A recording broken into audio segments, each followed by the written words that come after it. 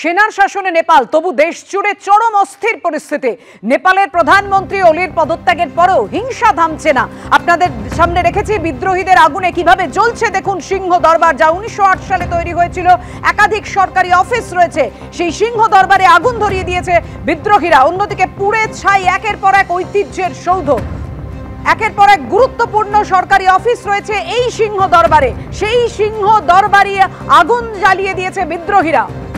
পাশাপাশি বিভিন্ন ঐতিহ্যের যে সৌধগুলো সেগুলো পর্যন্ত পুড়ে ছাই হয়ে গিয়েছে। এবার বিশ্ববিখ্যাত পশুপতিনাথ মন্দিরও লুটপাট ভাঙচুরের চেষ্টা চালায় বিদ্রোহীরা। মন্দিরের নিরাপত্তার খাতিরে এলাকা ঘিরে ফেলে সেনাবাহিনী। সেই সিংহ দরবারের ছবি আপনাদের সামনে রেখেছি। মন্দিরের নিরাপত্তার খাতিরে একের পর এক মন্দির ঘিরে ফেলেছে সেনাবাহিনী। দর্শনার্থীদের জন্য বন্ধ করে দেওয়া হয়েছে পশুপতিনাথ মন্দিরের দরজা। গতকাল যেভাবে কাঠমান্ডুতে আপনারা দেখতে পান, পার্লামেন্টে হামলা চালানো হয়, আগুন ধরিয়ে দেওয়া হয়, বিদ্রোহীদের তাণ্ডবের ছবি আপনাদের সামনে রেখেছি।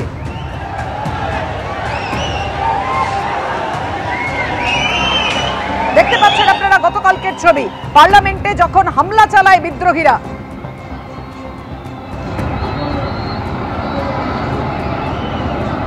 আর আজ পার্লামেন্টের সামনের থেকে সেই ছবি, অর্থাৎ আজকের কি ছবি ধরা পড়েছে তুলে ধরেছেন আমাদের প্রতিনিধি জগবিন্দর পাটিয়া। मैं इस वक्त नेपाल की राजधानी काठमांडू में ठीक उसी गेट के बाहर खड़ा हूं जहां पर 24 घंटे पहले आपको ये दिखा रहा था कि कैसे लोगों और पुलिस के बीच में टकराव चल रहा था। यहां टीयर गैस के छेल छोड़े जा रहे थे और उधर से पथराव हो रहा था। लेकिन अब जनता ने जब इस संसद भवन में अंदर घुसकर आगजनी और तोड़फोड़ की, उसके बाद की ये तस्वीरें आप देखिए कि चारों तरफ तबाही का मंजर नजर आ रहा है, हर तरफ आगजनी है। संसद भवन के रिसेप्शन एरिया का हाल देख लीजिए। आग लगने के बाद पूरा रिसेप्शन एरिया को, चाहे ऊपर जाने के लिए कॉरिडोर बना हो, उसे तहस नहस कर दिया गया। आग में सारी दीवारों के अलावा जितनी भी इसमें खूबसूरती और नक्काशी की गई थी वो सारी जल चुकी है। अब पहली मंजिल की तरफ लेके चलते हैं जहाँ से प्रवेश किया जाता है। इस संसद में गैलरी नुमा ऊपर कॉरिडोर बना हुआ है, अंदर धुआं भरा हुआ है, अभी भी कहीं कहीं आग सुलग रही है। पार्लियामेंट के जो ऑफिसेज ऊपर बने हुए थे ये सब जल चुके हैं।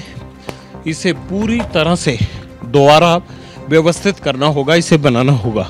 ABP news, Kathmandu, Nepal. অর্থাৎ গণতন্ত্রের পীঠস্থান যে সংসদ ভবন, সেই সংসদ ভবনে যেভাবে তাণ্ডব চালিয়েছে বিদ্রোহীরা, আপনাদের সামনে তুলে ধরলাম সেই ছবি। ভারতের সঙ্গে নেপালের মুক্ত সীমান্ত, সেখানে কোনো কাঁটাতার নেই।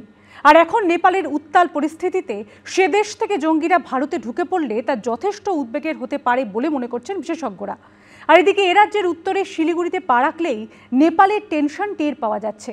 শিলিগুড়ির পানি ট্যাঙ্কিতে 3 দিন ধরে বন্ধ নেপাল ভারত সীমান্ত পারাপার। গণবিদ্রোহের আগুনে জ্বলছে নেপাল, আর তার আঁচ এসে পড়েছে এপারেও। এ রাজ্যের উত্তরে শিলিগুড়িতে পা রাখলেই ওপারের টেনশন টের পাওয়া যাচ্ছে। শিলিগুড়ির পানি ট্যাঙ্কিতে 3 দিন ধরে বন্ধ ভারত নেপাল সীমান্ত পারাপার। ওপারে কাকর ভিটা বীরটা মরে জ্বলছে অশান্তির আগুন। গত 3 দিন থেকে ভারত নেপাল সীমান্ত পানি ট্যাঙ্কি সেটা বন্ধ হয়ে গেছে। দেখাবো যে এই যে সেতু একেবারে ফাঁকা, কোনো গাড়ি এপার থেকে ওপারেও যাচ্ছে না, ওপার থেকে এপারেও আসছে না, ধোঁয়া উঠছে এখন। গতকালকেই ঠিক এই যে সীমান্তের ওপারে এক গাড়িতে আগুন লাগানো হয়, চালক গুলিবিদ্ধ হয়েছে, সেটা স্থানীয় চালক জানাচ্ছেন, এবং যে কারণে ওপারে গাড়ি আটকে পড়েছে ভারতীয় গাড়ি, সেই গাড়ির চালকরা কিন্তু এপারে ফিরে এসেছে। আমি গিয়েছিলাম কাঠমান্ডু, মানে অবস্থা প্রচুর খারাপ, প্রচণ্ড খারাপ।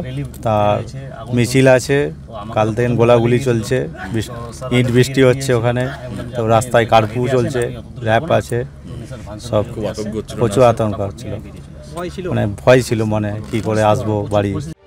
নেপালের সঙ্গে ভারতের সীমান্ত 1500 কিলোমিটারের কিছু বেশি। এর মধ্যে পশ্চিমবঙ্গের সঙ্গে নেপালের প্রায় 100 কিলোমিটার সীমান্ত রয়েছে। এছাড়া উত্তরপ্রদেশের সঙ্গে 551 কিলোমিটার, উত্তরাখণ্ডের সঙ্গে 275 কিলোমিটার, বিহারের সঙ্গে 726 কিলোমিটার এবং সিকিমের সঙ্গে 99 কিলোমিটার সীমান্ত রয়েছে নেপালের। ভারতের সঙ্গে নেপালের মুক্ত সীমান্ত, সেখানে কোনো কাঁটাতার নেই। দুই দেশের মধ্যে যাতায়াত করতে কোনো পাসপোর্ট ভিসারও প্রয়োজন হয় না। বিশেষজ্ঞদের মতে এই প্রেক্ষিতে নেপালের উথাল পাথাল পরিস্থিতির জেরে সেখান থেকে লোকজন ভারতে ঢুকতে শুরু করলে তা ভারতের জন্য খুব একটা স্বস্তির হবে না। खड़े हैं इंडो नेपाल बॉर्डर के गौरी फंटा लाइन पर। यहाँ पर जो नेपाल में धनगढ़ी में बवाल चल रहा है, लगातार प्रदर्शन उग्र चल रहे हैं, आग लगाई जा रही है। वहाँ हालात बहुत बुरे हैं, अंदर सरकारी अंदर कैंप में सब आग लगा रहे हैं, पूरा पब्लिक वहीं है, पुलिस प्रशासन कोई सब भागे जा रहे हैं, वहाँ कोई नहीं। পরিজনদের জন্য উদ্বেগে কলকাতার মহেশতলার নেপালি পাড়াও। সত্যি বলতে গেলে রাত্রে ঘুম চটে গেছে। ওখানে কি হচ্ছে না, গুলি চলছে, এই সব দেখে না আমরা এত আতঙ্কিত। আমরা ভয় তো আছে সবাই, আমাদের তো সবাই ওখানে, এখান থেকে ফোন লাগছে না, কদিন ধরে ফোন করছি আমরা, এসব হয়ে অনেক টেনশনে আছি আমরা। নেপালের যে বর্ডার সেখানে কিন্তু পাকিস্তানি এস্টাবলিশমেন্ট খুব শক্তিশালী হয়ে উঠছিল। নেপালের মাটিতে দীর্ঘ কয়েক বছর ধরে চাইনিজ লার্নিং স্কুলস, উইচ্যাটের মতো যে সফটওয়্যারগুলো ব্যবহার করা যায় কমিউনিকেশনের ক্ষেত্রে, যেটা নেপাল সরকার এখনো ব্যান করেনি। নেপাল একটা বাফার স্টেট, ওপর দিকে চীন আছে, তাদের কোনো সি এক্সিট নেই। এই পরিস্থিতি খুব সূক্ষ্মভাবে এবং খুব শান্তভাবে ভারত সরকারকে মেটাতে হবে। ভারতের দুশ্চিন্তার আরেকটা বড় কারণ রয়েছে। অতীতে বিভিন্ন সময় দেখা গেছে ভারতে হামলা চালানোর জন্য পাকিস্তানের জঙ্গি গোষ্ঠীগুলো বারবার নেপালকে কাজে লাগিয়েছে। 1999 সালে কাঠমান্ডু থেকে নয়াদিল্লি যাওয়ার পথে হাইজ্যাক করা হয় ইন্ডিয়ান এয়ারলাইন্সের ফ্লাইট IC-814। নেপাল থেকে বারবার গ্রেফতার হয়েছে কুখ্যাত জঙ্গিরা। 2013 সালে ভারত নেপাল সীমান্ত থেকে ধরা পড়ে লস্কর জঙ্গি আব্দুল করিম টুন্ডা। ভারতে অন্তত 40টি বোমা হামলার সঙ্গে যুক্ত ছিল এই জঙ্গি। ইন্ডিয়ান মুজাহিদিনের সহ প্রতিষ্ঠাতা ইয়াসিন ভাটকলকেও 2013 সালে গ্রেপ্তার করেছিল নেপালের পুলিশ। ভারতের জাল নোট ঢোকাতেও পাকিস্তান বারবার এই নেপালের রুটকে কাজে লাগিয়েছে। ভারতবর্ষের সরকারের উচিত অর্থনৈতিকভাবে, রাজনৈতিকভাবে, সব রকমভাবে নেপালের পাশে দাঁড়ানো এই সময়, এবং নিজের সুরক্ষাটাও দেখার জন্য। কারণ চায়না একটা খেলা তো চলছেই, এবং সাউথ এশিয়াতে একটা বৃহত্তর শক্তির পরিচয় আমরা পাচ্ছি বারবার রেজিম চেঞ্জের মধ্যে দিয়ে। ইতিমধ্যে অনুপ্রবেশ আটকাতে উত্তরাখণ্ডের পিথোরাগড়ে নিরাপত্তা বাড়ানো হয়েছে।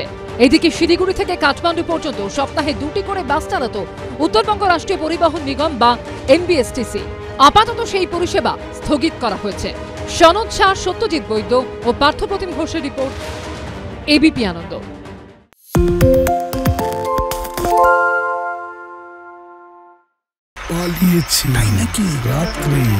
বাংলা গুজব চায় না, বাংলা খবর চায়। বাংলা খবর, বাংলার খবর। শুনতে পাচ্ছি না, বল না। আরে 10 টাকাটা ব্যাপার নয়, আজকে 40 টাকা দিচ্ছি, কারণ 40 টাকা। বাংলা গলাবাজি চায় না, বাংলা খবর চায়। বাংলা খবর, বাংলার খবর।